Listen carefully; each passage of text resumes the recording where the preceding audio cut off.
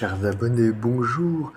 Nous avons abordé précédemment, il y a un certain temps, certes le thème du complot. Eh bien, il convient de le compléter par celui de la prophétie, car c'est le retour des prophéties multiples, que ce soit au niveau politique, économique ou religieux.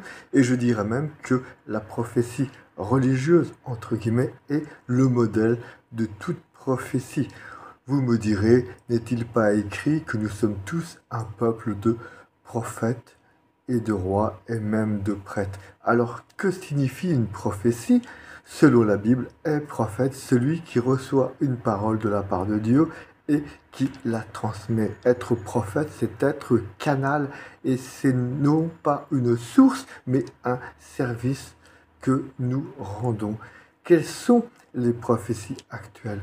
Et bien souvent, c'est vous avez fait ceci, vous allez le payer en recevant cela. J'ai dit que le modèle est souvent religieux. Prenons par exemple la fête de ce jour, celle de la Salette. Il y a eu des prophéties que nous avons attribuées à la Vierge Marie, mais qui sont l'œuvre d'hommes médisants. Par exemple, il est écrit sur un grand mur à l'île de la Réunion, au sanctuaire de la Salette: vous n'avez pas jeûné pendant le carême, eh bien vos enfants vont mourir, vos animaux vont mourir pendant 3 ans en châtiment. Le châtiment n'a rien à voir avec une réelle prophétie. On y trouve au plus un avertissement.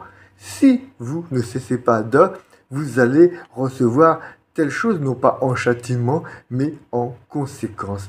Si vous n'arrêtez pas de consommer à outrance l'électricité, vous allez en manquer. Ça, c'est une prophétie économique qui est fondée. Mais toutes les prophéties qui parlent de châtiment ne sont pas des vraies prophéties. Elles ne viennent pas de Dieu, mais du porte-monnaie ou de la soif de pouvoir des autorités humaines, religieuses ou politiques sur les hommes.